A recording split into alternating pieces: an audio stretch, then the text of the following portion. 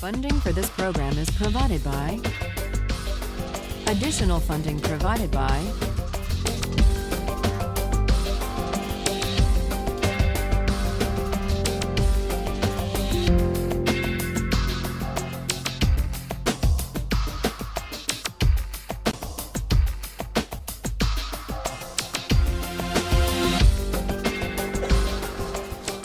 Now we turn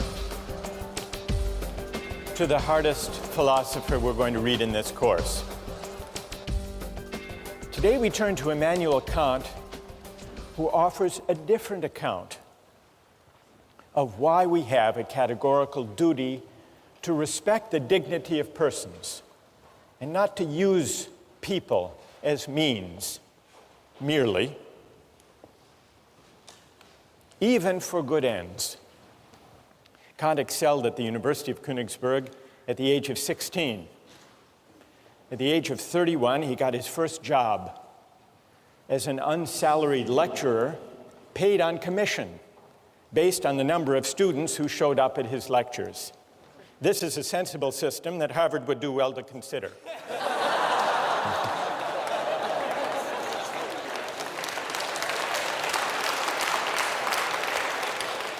Luckily for Kant, he was a popular lecturer and also an industrious one, and so he eked out a meager living.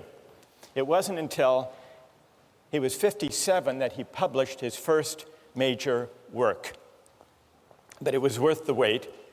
The book was The Critique of Pure Reason, perhaps the most important work in all of modern philosophy. And a few years later, Kant wrote the groundwork for the metaphysics of morals, which we read in this course. I want to acknowledge, even before we start, that Kant is a difficult thinker. But it's important to try to figure out what he's saying, because what this book is about is, well, it's about what the supreme principle of morality is, number one, and it's also, it gives us an account, one of the most powerful accounts we have, of what freedom really is. So let me start today. Kant rejects utilitarianism. He thinks that the individual person, all human beings, have a certain dignity that commands our respect. The reason the individual is sacred or the bearer of rights, according to Kant, doesn't stem from the idea that we own ourselves,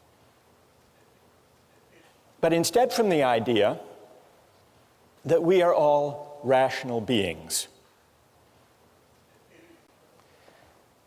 We're all rational beings, which simply means that we are beings who are capable of reason.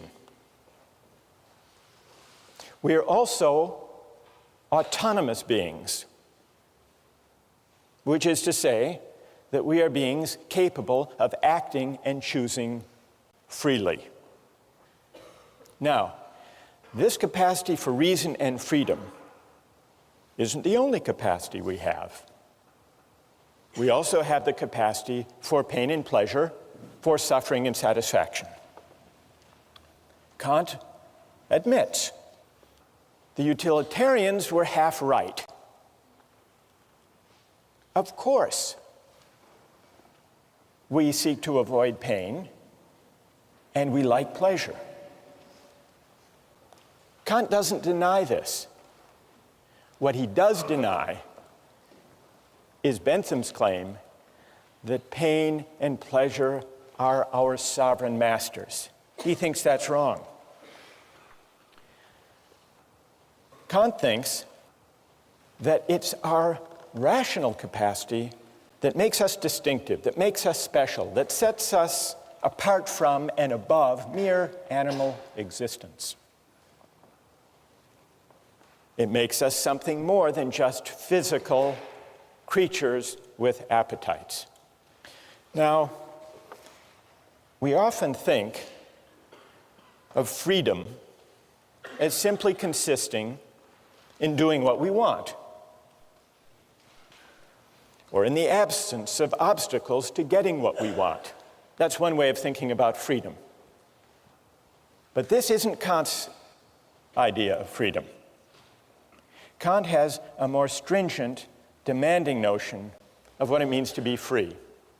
And though it's stringent and demanding, if you think it through, it's actually pretty persuasive. Kant reasons as follows. When we, like animals, seek after pleasure, or the satisfaction of our desires, or the avoidance of pain, when we do that, we aren't really acting freely. Why not? We're really acting as the slaves of those appetites and impulses. I didn't choose this particular hunger or that particular appetite. And so when I act to satisfy it, I'm just acting according to natural necessity. And for Kant, freedom is the opposite of necessity. There was an advertising slogan for the soft drink Sprite a few years ago. The slogan was, "Obey your thirst." There's a Kantian insight buried in that Sprite advertising slogan. That, in a way, is Kant's point. When you go for Sprite or Pepsi, you might think that you're choosing freely, Sprite versus Pepsi, but you're actually obeying something, a thirst, or maybe a desire manufactured or massaged by advertising. You're obeying a prompting that you yourself haven't chosen or created. And here, it's worth noticing Kant's specially demanding idea of freedom. What way of acting, how can my will be determined if not by the promptings of nature or my hunger or my appetite or my desires? Kant's answer, to act freely, is to act autonomously. And to act autonomously is to act according to a law that I give myself, not according to the physical laws of nature or to the laws of cause and effect, which include my desire to eat or to drink or to choose this food in a restaurant over that. Now, what is the opposite? What is the opposite of autonomy? For Kant, he invents a special term to describe the opposite of autonomy. Heteronomy is the opposite of autonomy. When I act heteronomously, I'm acting according to an inclination or a desire that I haven't chosen for myself. So freedom as autonomy is the specially stringent idea that Kant insists on. Now, why is autonomy the opposite of acting heteronomously or according to the dictates of nature? Kant's point is that nature is governed by laws of cause and effect, for example. Suppose you drop a billiard ball. It falls to the ground. We wouldn't say the billiard ball is acting freely. Why not? It's acting according to the law of nature, according to the laws of cause and effect, the law of gravity. And just as he has an unusually demanding and stringent conception of freedom as autonomy, he also has a demanding conception of morality. To act freely is not to choose the best means to a given end. It's to choose the end itself for its own sake. And that's something that human beings can do and that billiard balls can't. Insofar as we act on inclination or pursue pleasure, we act as means to the realization of ends given outside us. We are instruments rather than authors of the purposes we pursue. That's the heteronymous determination of the will. On the other hand, insofar as we act autonomously, according to a law we give ourselves, we do something for its own sake, as an end in itself. When we act autonomously, we cease to be instruments to purposes given outside us.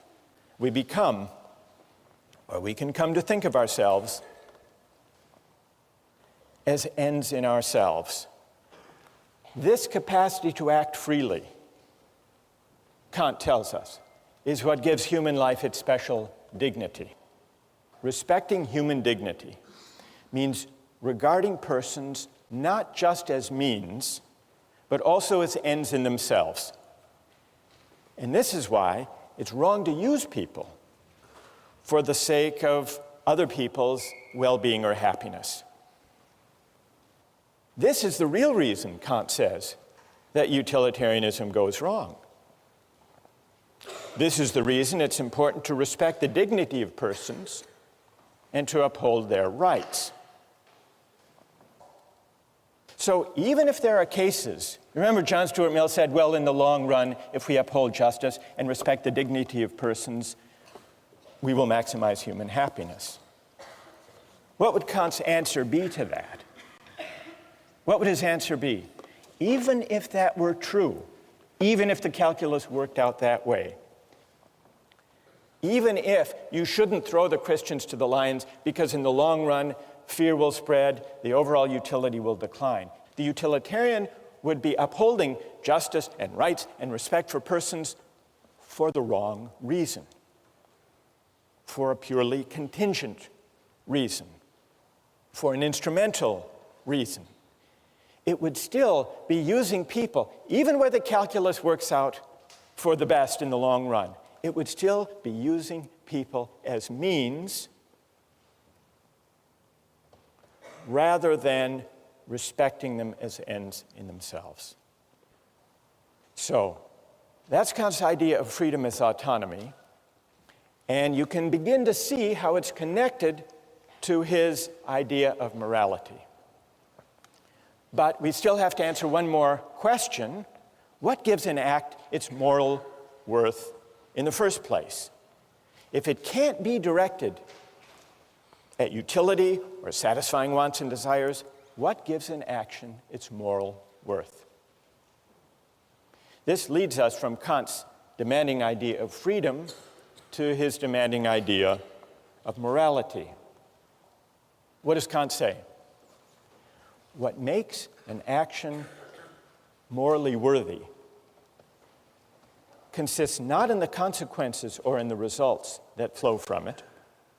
What makes an action morally worthy has to do with the motive, with the quality of the will, with the intention for which the act is done. What matters is the motive, and the motive must be of a certain kind.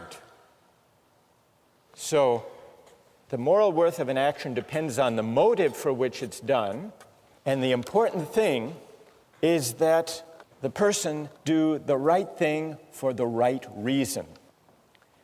A good will isn't good because of what it affects or accomplishes, Kant writes. It's good in itself. Even if by its utmost effort the good will accomplishes nothing, it would still shine like a jewel for its own sake as something which has its full value in itself. And so for any action to be morally good, it's not enough that it should conform to the moral law.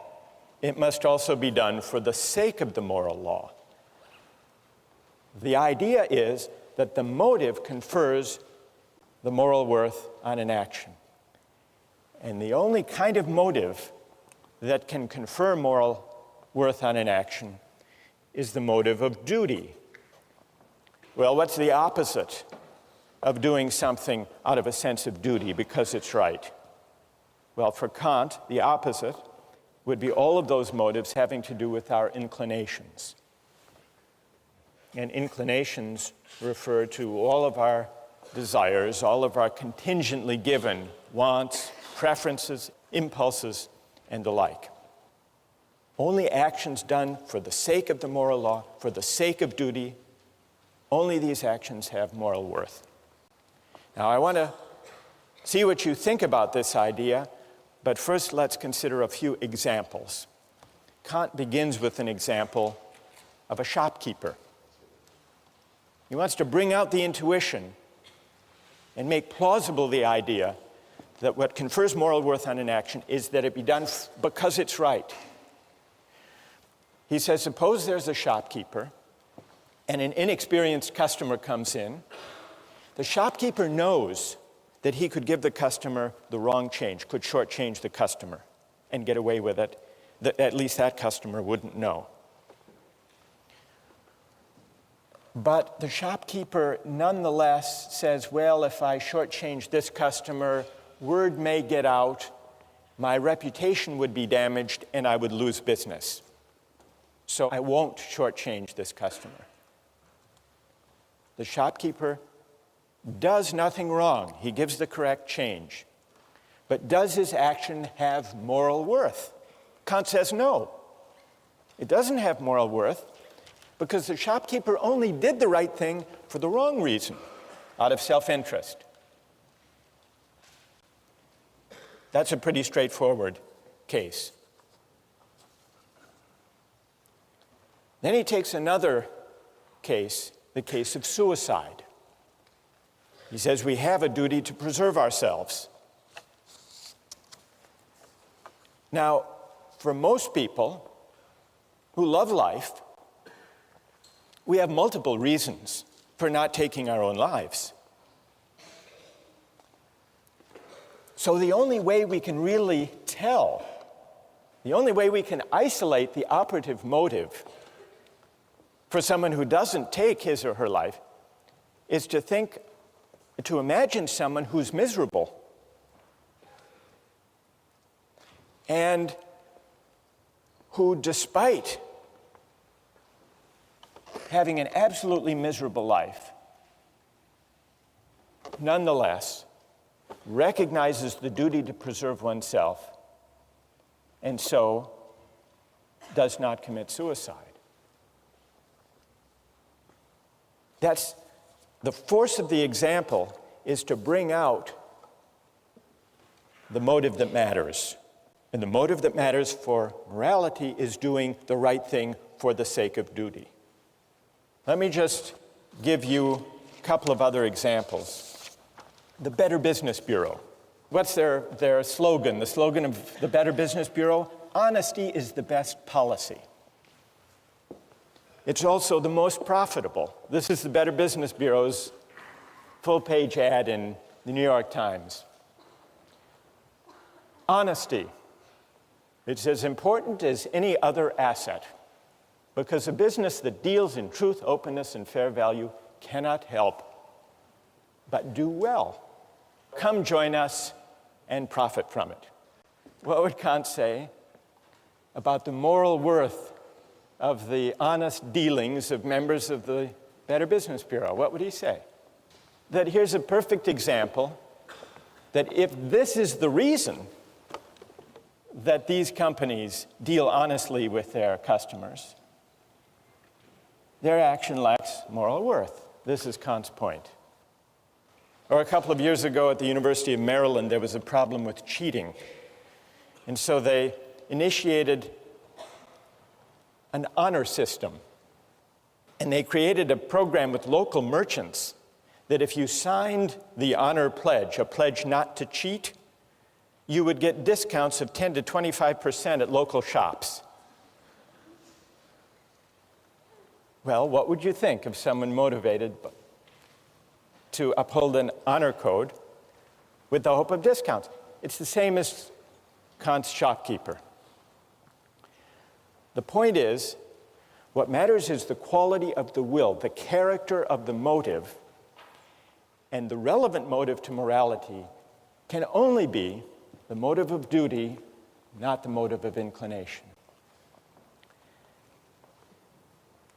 And when I act out of duty, when I resist as my motive for acting inclinations or self-interest, even sympathy and altruism, only then am I acting freely. Only then am I acting autonomously. Only then is my will not determined or governed by external considerations. That's the link between Kant's idea of freedom and of morality. Now, I want to pause here to see if all of this is clear, or if you have some questions or puzzles. They can be questions of clarification, or they can be challenges, if you want to challenge this idea that only the motive of duty confers moral worth on the action. What do you think? Yes? Yeah, I actually have two questions of clarification. The first is, there seems to be an aspect of this that makes it sort of self-defeating, in that once you're conscious of what morality is, you can sort of alter your motive to achieve that end of morality. And secondly, give me an example of what you have in mind. The shopkeeper example, if he decides that he wants to give the person the money to do the right thing, and he decides that's his motive to do so because he wants to be moral, then isn't that sort of defeating isn't that sort of defeating the purity of his action if morality is determined by his motive? His motive is then to act morally. So you're imagining a case not of the purely selfish calculating shopkeeper, but of one who says, well, he may consider shortchanging the customer, but then he says, not, well, my reputation might suffer if word gets out, but instead he says, actually, I would like to be the kind of honest person who gives the right change to customers simply because it's the right thing to do. Or simply because I want to be moral. Because I want to be moral. I want to be a good person. And so I'm going to conform all of my actions to what morality requires.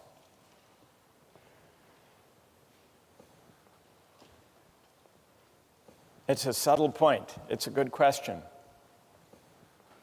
Kant does acknowledge, you're pressing Kant on an important point here. Kant does say there has to be some incentive to obey the moral law. It can't be a self-interested incentive. That would defeat it by definition. So he speaks of a different kind of incentive from an inclination. He speaks of reverence for the moral law. So if that shopkeeper says, I want to develop a reverence for the moral law, and so I'm going to act, and so I'm going to do the right thing, then I think he's there. He's there as far as Kant's concerned. Because he's formed his motive, his will is conforming to the moral law once he sees the importance of it. So it would count. It would count. All right, and then secondly, very quickly, what stops morality from becoming completely objective in this point? What stops morality from becoming completely subjective? Yeah, like how can, if morality is completely determined by your morals, then how can you apply this, or how can it be enforced? That's also a great question. What's your name? My name is Amadi. Amadi? Yeah. All right. If acting morally means acting according to a moral law out of duty, and if it's also to act freely in the sense of autonomously, it must mean that I'm acting according to a law that I give myself. That's what it means to act autonomously. Amadi is right about that. But that does raise a really interesting question. If acting autonomously means acting according to a law I give myself, That's how I escape the chain of cause and effect and the laws of nature. What's to guarantee that the law I give myself when I'm acting out of duty is the same as the law that Amadi is giving himself, and that each of you gives yourselves? Well, here's the question. How many moral laws, from Kant's point of view, are there in this room? Are there 1,000, or is there one? He thinks there's one, which in a way does go back to this question, all right, what is the moral law? What does it tell us? So what guarantees? It sounds like it, to act autonomously is to act according to one's conscience, according to a law one gives oneself. But what guarantees that if we all exercise our reason, we will come up with one and the same moral law? That's what Amadi wants to know. Here's Kant's answer. The reason that leads us to the law we give ourselves as autonomous beings is a reason, it's a kind of practical reason that we share as human beings. It's not idiosyncratic. The reason we need to respect the dignity of persons is that we're all rational beings. We all have the capacity for reason, and it's the exercise of that capacity for reason which exists undifferentiated in all of us that makes us worthy of dignity, all of us. And since it's the same capacity for reason, unqualified by particular autobiographies and life circumstances, it's the same universal capacity for reason that delivers the moral law. It turns out that to act autonomously is to act according to a law we give ourselves, exercising our reason, but it's the reason we share with everyone as rational beings, not the particular reasons we have given our upbringings, our particular values, our particular interests. It's pure practical reason in Kant's terms, which legislates a priori, regardless of any particular contingent or empirical ends. Well, what moral law would that kind of reason deliver? What is its content? To answer that question, you have to read the groundwork, and we'll continue with that question next time.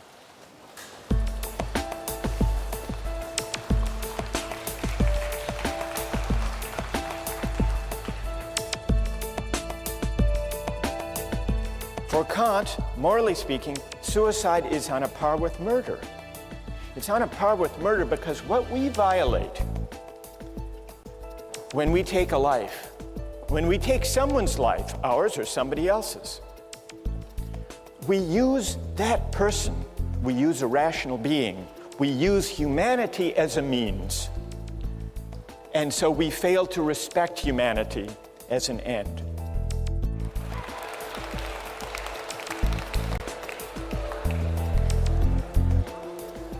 Today we turn back to Kant. Before we do, remember, this is the week by the end of which all of you will basically get Kant, figure out what he's up to. You're laughing. No, it will happen.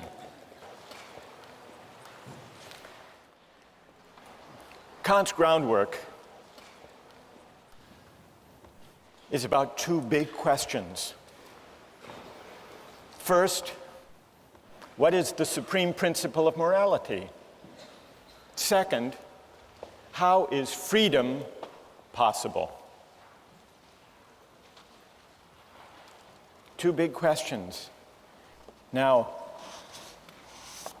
one way of making your way through this dense philosophical book is to bear in mind a set of oppositions or contrasts or dualisms that are related.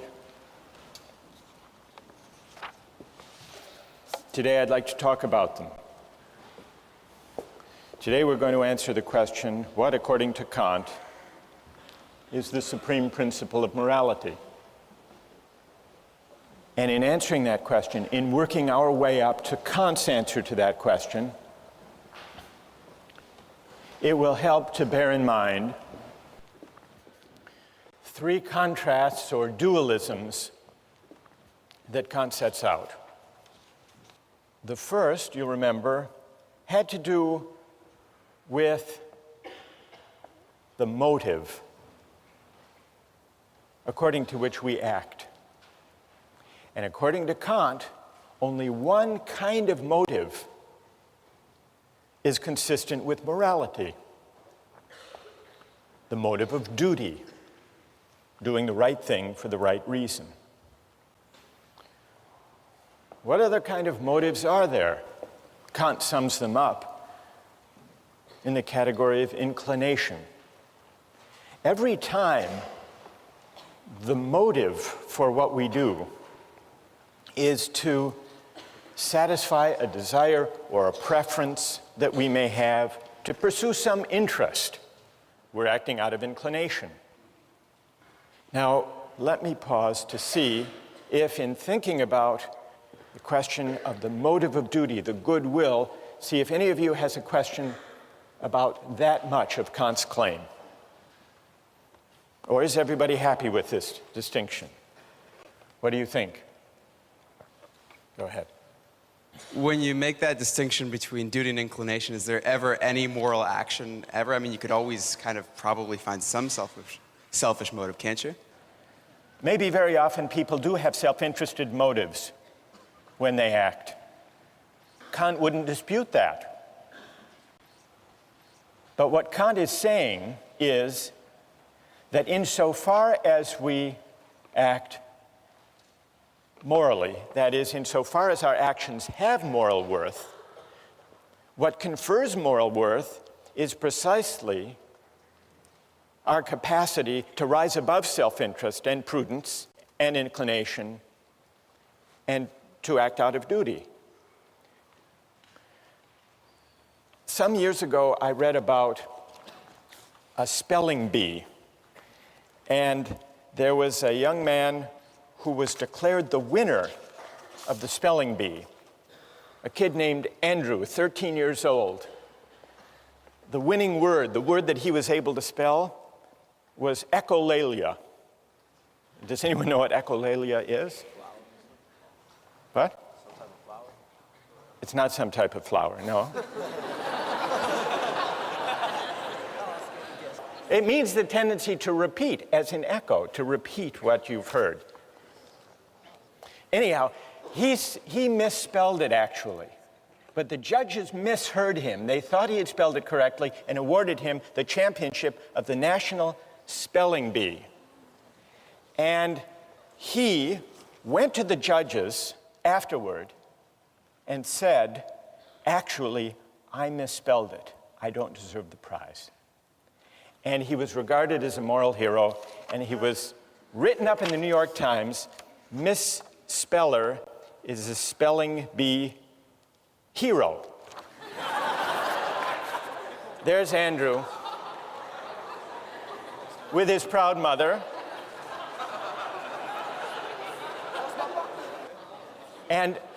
But when he was interviewed afterwards, listen to this, when he was interviewed afterwards, he said, quote, "The judges said I had a lot of integrity," but then he added that part of his motive was, quote, "I didn't want to feel like a slime."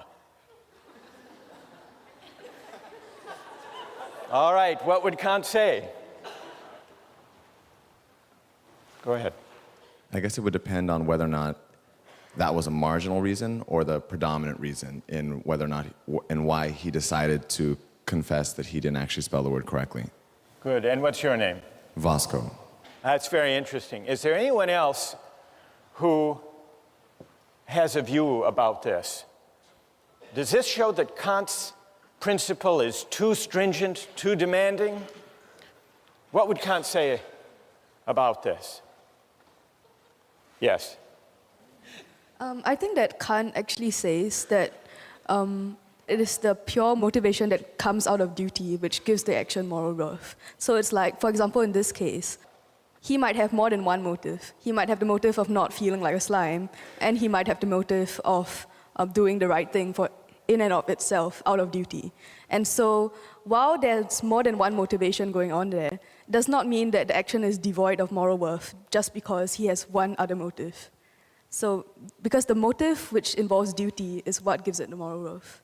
Good. And what's your name? Judith.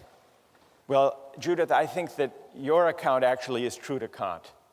It's fine to have sentiments and feelings that support doing the right thing, provided they don't provide the reason for acting. Yeah. So I think Judith actually has mounted a pretty good defense of Kant on this question of the motive of duty. Thank you. Now, let's go back to the three contrasts. It's clear at least what Kant means when he says that for an action to have moral worth, it must be done for the sake of duty, not out of inclination.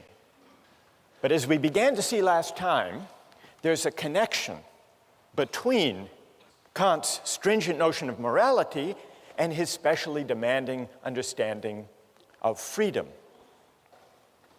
And that leads us to the second contrast, the link between morality and freedom.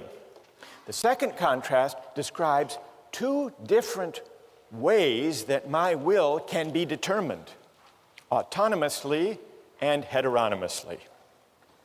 And according to Kant, I'm only free when my will is determined autonomously, which means what? According to a law that I give myself. We must be capable, if we're capable of freedom as autonomy, we must be capable of acting according not to a law that's given or imposed on us, but according to a law we give ourselves. But where could such a law come from? A law that we give ourselves? Reason. If reason determines my will, then the will becomes the power to choose independent of the dictates of nature or inclination or circumstance. So, connected with Kant's demanding notions of morality and freedom is a specially demanding notion of reason. Well, how can reason determine the will? There are two ways, and this leads to the third contrast. Kant says there are two different commands of reason. And a command of reason, Kant calls an imperative. An imperative is simply an ought. One kind of imperative, perhaps the most familiar kind, is a hypothetical imperative. Hypothetical imperatives use instrumental reason. If you want X, then do Y. It's means ends reasoning. If you want a good business reputation, then don't shortchange your customers, word may get out. That's a hypothetical imperative. If the action would be good solely as a means to something else, Kant writes the imperative is hypothetical. If the action is represented as good in itself, and therefore as necessary for a will which of itself accords with reason, then the imperative is categorical. That's the difference between a categorical imperative and a hypothetical one. A categorical imperative commands categorically, which just means without reference to or dependence on any further purpose. And so you see the connection among these three parallel contrasts. To be free in the sense of autonomous, requires that I act not out of a hypothetical imperative, but out of a categorical imperative. And so you see, by these three contrasts, Kant reasons his way, brings us up to his derivation of the categorical imperative. Well, this leaves us one big question. What is the categorical imperative? What is the supreme principle of morality? What does it command of us? Kant gives three versions, three formulations of the categorical imperative. I want to mention two and then see what you think of them. The first version, the first formula, he calls the formula of the universal law. Act only on that maxim whereby you can at the same time will that it should become a universal law. And by maxim, what does Kant mean? He means a rule that explains the reason for what you're doing, a principle. For example, promise keeping. Suppose I need money, I need $100 desperately, and I know I can't pay it back anytime soon. I come to you and make you a promise, a false promise, one I know I can't keep. Please give me $100 today, lend me the money, I will repay you next week. Is that consistent with the categorical imperative, that false promise? Kant says no. And the test, the way we can determine that the false promise is at odds with the categorical imperative is try to universalize it. Universalize the maxim upon which you're about to act. If everybody made false promises when they needed money, then nobody would believe those promises. There would be no such thing as a promise. And so there would be a contradiction. The maxim, universalized, would undermine itself. That's the test. That's how we can know that the false promise is wrong. Well, what about the formula of the universal law? You find it persuasive?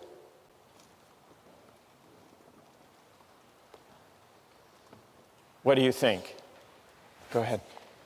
I have a question about the difference between categoricalism and a hypothesis that if you're going to between categorical and hypothetical yeah. imperatives. Right. If you're going to act with a categorical imperative so that the maxim doesn't undermine itself, it sounds like I am going to do X because I want Y.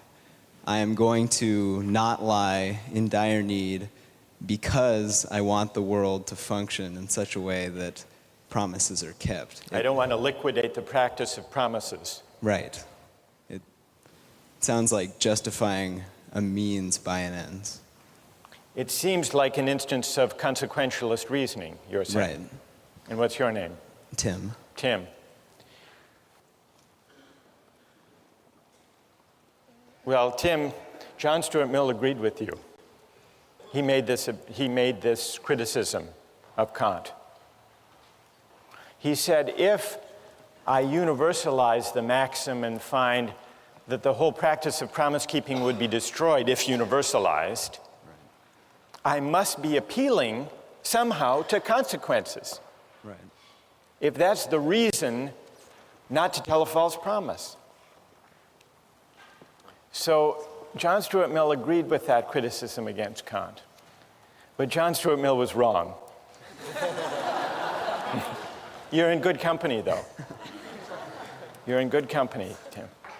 Kant is often read, as Tim just read him,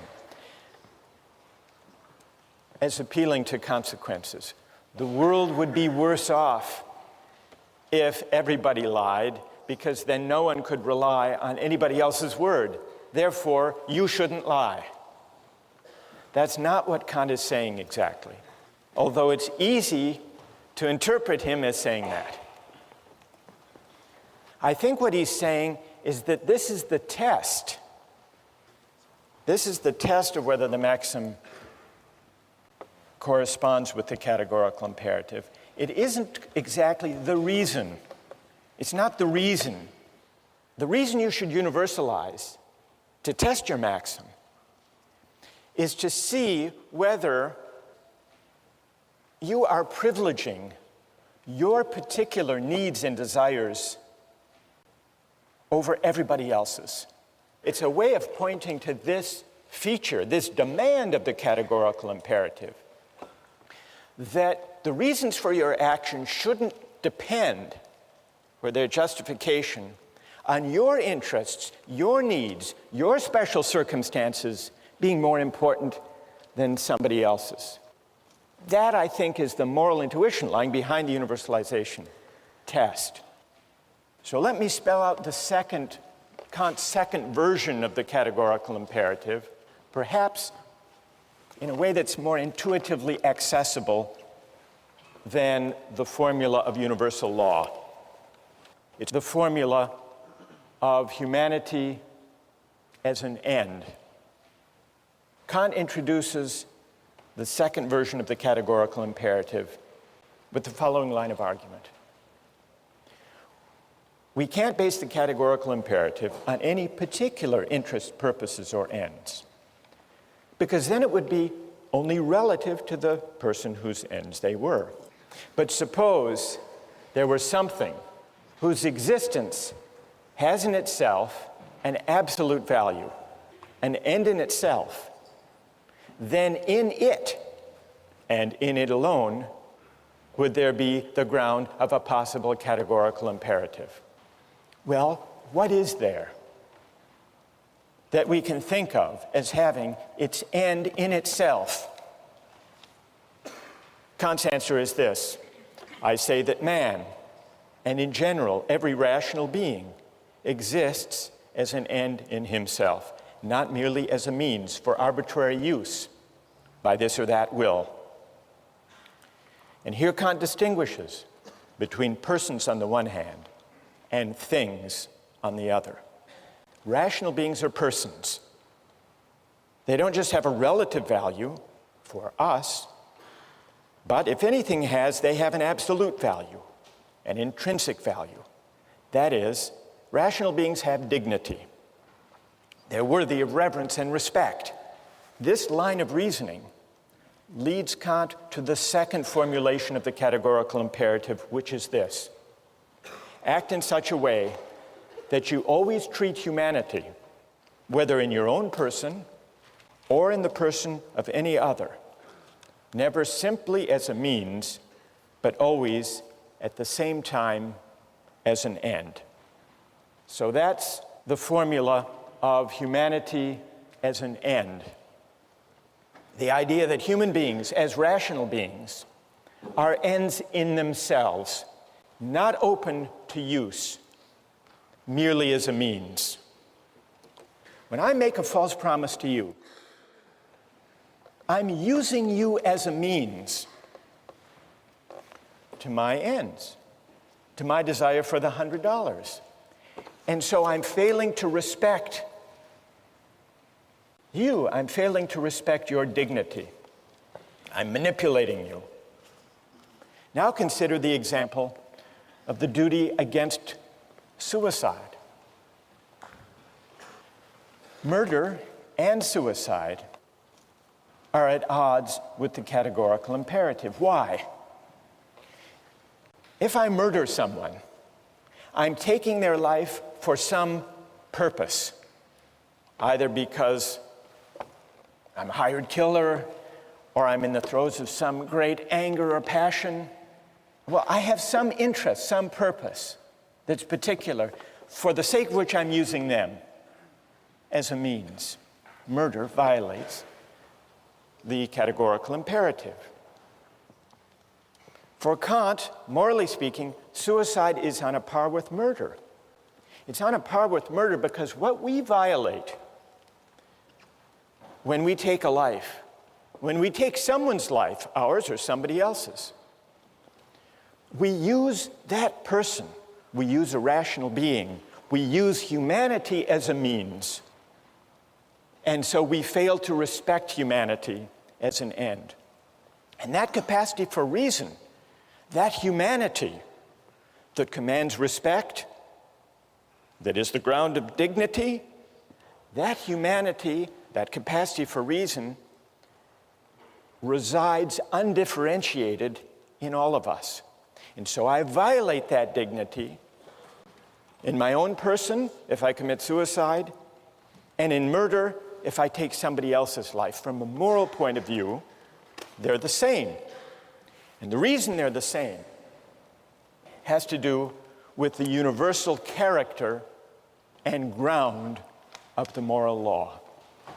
The reason that we have to respect the dignity of other people has not to do with anything in particular about them.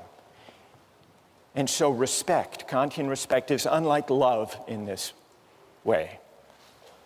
It's unlike sympathy. It's unlike solidarity or fellow feeling or altruism. Because love and those other particular virtues or reasons for caring about other people have to do with who they are in particular. But respect for Kant, respect is respect for humanity, which is universal, for a rational capacity which is universal.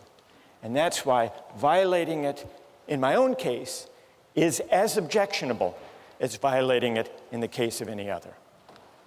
Questions or objections?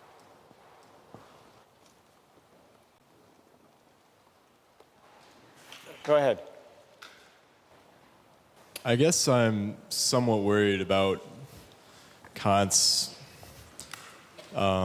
statement that you cannot use a person as a means because every person is an end in and of themselves.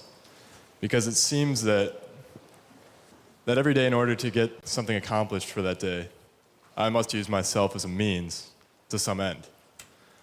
And I must use the people around me as a means to some end as well. For instance, suppose that I want to do well in a class, and I have to write a paper. I have to use myself as a means to write the paper. Suppose I want to buy something, food. I must go to the store and use the person working behind the counter as a means for me to purchase my food. Right. That's true. You do. What's your name? Patrick. Patrick, you're not doing anything wrong. You're not violating the categorical imperative when you use other people as means. That's not objectionable, provided when we deal with other people for the sake of advancing our projects and purposes and interests, which we all do, provided we treat them in a way that is consistent with respect for their dignity. And what it means to respect them is given by the categorical imperative. Are you persuaded? Do you think that Kant has given a compelling account, a persuasive account of the supreme principle of morality? Reread the groundwork, and we'll try to answer that question next time.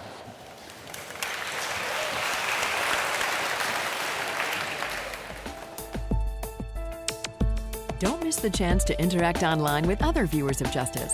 Join the conversation, take a pop quiz, watch lectures you've missed, and learn a lot more. Visit justiceharvard.org. It's the right thing to do.